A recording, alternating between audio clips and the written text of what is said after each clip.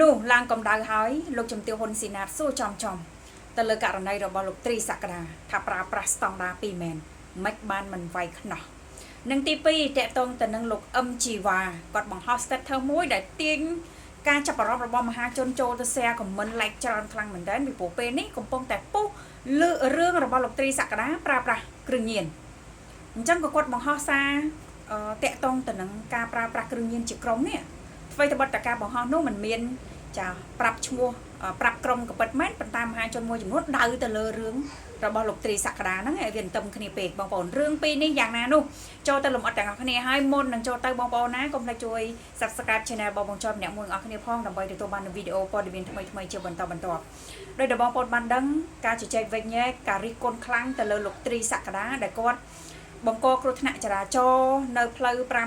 598ប៉ះជាមួយឡានតែបន្តិចទេនៅស្តុបហ្នឹងប៉ុន្តែគាត់អត់ចុះគាត់ហាក់មិនមានស្មារតីគាត់ត្រូវបានសមត្ថកិច្ចគោះទ្វារគោះកញ្ចក់ហៅយ៉ាងម៉េចក៏គាត់មិនចេញមកគាត់ងក់ហើយបាក់ភ្នែកបន្តិចហើយក៏ងក់ទៅទៀតហើយក៏ជន់ហ្វ្រាំង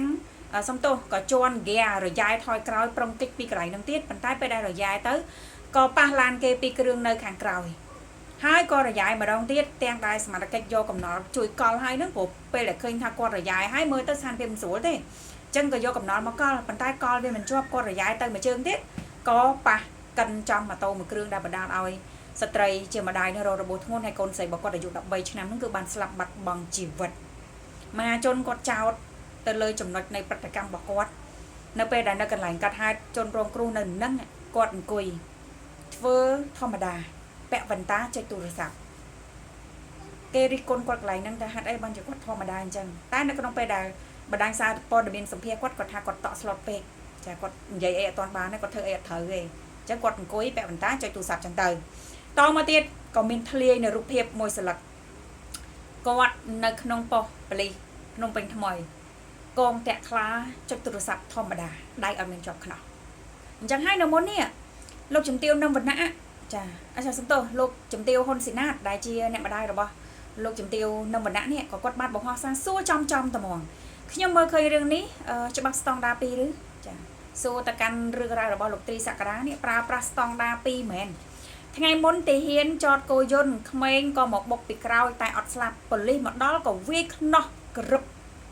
តែបើតារាថយឡានកិនមនុស្សស្លាប់មូលហេតុក៏ប្រើប្រាស់គ្រឿងញៀនគឺប៉ូលីសគ្មានដាក់ខ្នោះមែនទេចាអូនេះលោកជំទាវហ៊ុនស៊ីណាតគាត់ចង់បញ្ជាក់ថាករណីគេតារា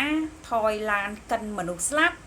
ហើយមូលហេតុហ្នឹងតែឃើញថាមានសារធាតុញៀនទៀតប៉ុន្តែប៉ូលីសដូចជាអត់មានឃើញវាយខ្នោះបែបខ្លាចគេជាតារាឲ្យមើលទៅយើងទាំងអស់គ្នាចាំមើលថាមានអាណាចេញមកកាងវាដូចគ្នាវាដែលបុកគេនៅសៀមរាបទៀតទេកុំយកគុណមកសងទោសវើយនេះលោកជំទាវហ៊ុនស៊ីណាតក៏រំលឹកតកតងទៅនឹងករណីដែលគ្នារបស់លោកត្រីសក្តាហ្នឹងគឺលោកប៉ៃឌីនេះឯងកាលពីប្រហែលមើលដូចជា7-2 ខែមុនគឺលោកប៉ៃឌីហើយនឹងក្រុមគ្នារបស់គាត់ហ្នឹងមានលោកត្រីសក្តានៅជាមួយគ្នាដែរហ្នឹងនៅនឹង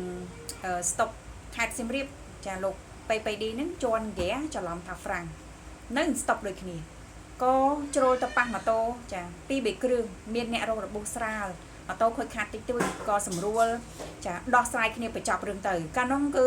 មានការវែកញែកច្រើនមាន fan របស់ពួកគាត់ចេញមកការពារគាត់ច្រើនទាញពីបញ្ហាមនុស្សធម៌ដែលគាត់បានធ្វើរឿងប្រមូលលុយមូលនិធិណាជួយទៅកាន់ជនភៀសសឹកហើយនឹងបងកងទ័ពក្នុងកំឡុងពេលសង្គ្រាមអីចឹងទៅអញ្ចឹងហើយបានជាលោកជំទាវហ៊ុនស៊ីណាតគាត់ទាញមករឿងហ្នឹងគាត់ថាក្នុងករណីនេះលោកត្រីសក្តានេះតិចមានអ្នកចេញមកកាងយកគាត់មកសងទោសអីអញ្ចឹងទៀតណាហ្នឹងទី1ទី2រឿងស្តង់ដារ2ដែលគាត់ទាញរឿងវិរៈកងទ័ពមួយរូបដែលគាត់ជាម្ចាស់គោយន្តគាត់ចតគោយន្តហើយគាត់ស្រាប់តែមានម៉ូតូមួយគ្រឿងដែលបាក់បោដោយក្មេងមិនគ្រប់អាយុមកបុកពីក្រោយប៉ុន្តែពេលដែលប៉ះពៀនោះវាតិចតួចដែរទេហើយសមត្ថកិច្ចពេលដែលទៅដល់ចាក៏វាយខ្នោះគាត់ដាក់ឡើងឡានបញ្ជូនទៅប៉ុស្តិ៍ប៉ូលីសអីចឹងទៅអញ្ចឹងគាត់សួរនេះចាមួយក្នុងករណីចាបងវិរៈកងទ័ពគាត់ឈប់គោយន្តចោលម៉ូតូក្មេងមិនគ្រប់អាយុមកបុកពីក្រោយទៅវាយខ្នោះដល់ទៅពេលនេះគេជាតារាល្បីអាយ៉ែឡានកិនមនុស្សស្លាប់លើគោកចានៅកន្លែងក៏មិនដាក់ខ្នោះ យកទៅដល់ប៉ុស្តិ៍សមត្ថកិច្ចក៏មិនដាក់ខ្នោះប្រើស្តង់ដារ2មែនបងប្អូននេះលោកអ្នកស្ដាប់ហើយយកឃើញណាកាយខមមិននៃការចូលរួមបានដូចគ្នាផងដែរបញ្ចុយសូមបន្តទៅកាន់ការលើកឡើងរបស់លោកអឹមជីវ៉ាដូចតែបងប្អូនបានដឹងលោកអឹមជីវ៉ាគាត់មានប្រជាប្រិយភាពនៅក្នុងវិស័យសង្គមអ្នកសិល្បៈអ្នកល្បីច្រើនហើយនៅក្នុងកំឡុងពេលដែលកំពុងតែផ្ទុះផលរឿងលោកត្រីសក្តាដែលលទ្ធផលតេស្តទឹកនោមរបស់គាត់ចេញមកថាមានសារធាតុញៀននេះក៏មានការវែកញែកមានការខកចិត្តមានការបញ្ចេញយោបល់ច្រើនពីស្នាមហាជនណាមិននឹកស្មានថាគាត់គឺជាបុគ្គលល្បីជាតារាណាជាមនុស្សនៅក្នុងចាសង្គមម្នាក់ដែលត្រូវបានគេទទួលស្គាល់ថាជាមនុស្សល្អជាគំរូល្អធ្វើទង្វើមនុស្សធម៌ច្រើនអីចឹងក៏ទៅជាថាមានការប្រើប្រាស់គ្រឿងញៀនទៅវិញអីចឹងណាបងប្អូនក៏លោកអឹមជីវ៉ានេះស្រាប់តែមកបង្ហោះសារចាកណ្ដាលទីធ្វើឲ្យមហាជននឹងខមមិនប្រងព្រាតចាភ្លុកទឹកភ្លុកដីដែលគាត់បានសរសេរថាមិនមែនឥឡូវឯណាគេលេងជាក្រុមយូរហើយភ្លើតែហ្វេនតើចង់ដឹងឆាតសួរអឹមជីវ៉ាពាក្យថាស្រកដោយសារថ្នាំសម្រក់នេះគឺគ្រាន់តែជាពាក្យបោកប្រាស់តែប៉ុណ្ណោះនេះសំណេរហ្នឹងបងប្អូននេះដែលភាគច្រើននៅក្នុងខមមិនរបស់លោកអឹមជីវ៉ាទាញទៅលើរឿងរបស់លោកត្រីសក្តានឹងតែម្ដងដែលចង់សម្ដៅទៅលើរឿងរបស់លោកត្រីសក្តាបងប្អូនព្រោះនៅក្នុងបណ្ដាញសង្គមមានការshare មួយរបស់លោកត្រីសក្តាដែលគាត់បានបង្ហោះហើយក៏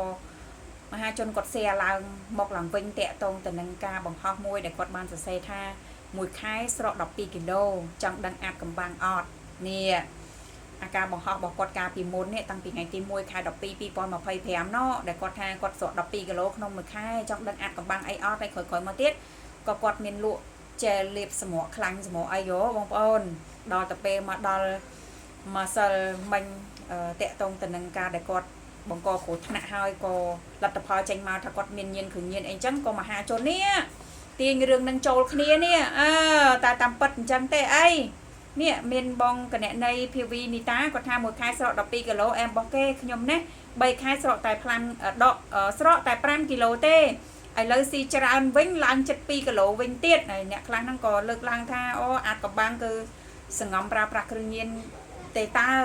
បានជាស្រកហើយមកស្រែកលក់ចាជែលសម្រក់អីផ្សេងអញ្ចឹងជាដើមអញ្ចឹងទៅបងប្អូននេះគឺ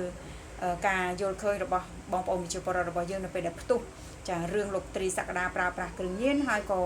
ស្រក់គីឡូលក់ជែលសម្រក់អីផ្សេងជាដើមនេះបងប្អូនណាហ្នឹងហើយអញ្ចឹងលោកអ្នកដែលគាត់តាមដានរឿងនេះអាចបញ្ចេញនូវការយល់ឃើញរៀងខ្លួនបាន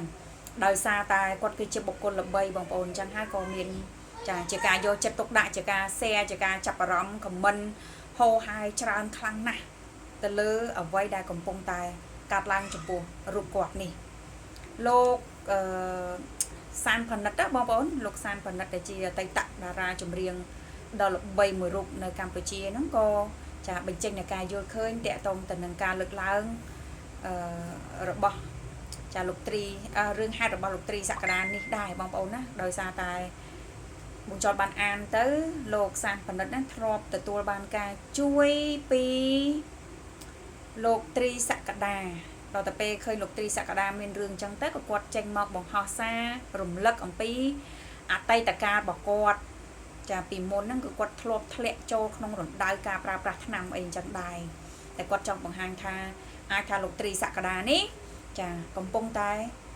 ធ្លាក់ចូលក្នុងរណ្ដៅនៃការប្រើប្រាស់ថ្នាំណាមួយដោយនៅក្នុងរូបភាពក៏ជាជនរងគ្រោះដូចគ្នាដែរអីចឹងទៅហើយក៏គាត់បានរំលឹកពីមុនថាគាត់ធ្លាប់ឈឺជើងរលាកជើងអីចឹងទៅបានលោកត្រីសក្តាហ្នឹងបានបាញ់លុយឲ្យគាត់$20ចាហើយគាត់ចេញមកបង្ហោះនេះមិនមែនថាចេញមកកាន់ជើងអីលោកត្រីសក្តាអីនោះទេហ្នឹងហើយគាត់ថា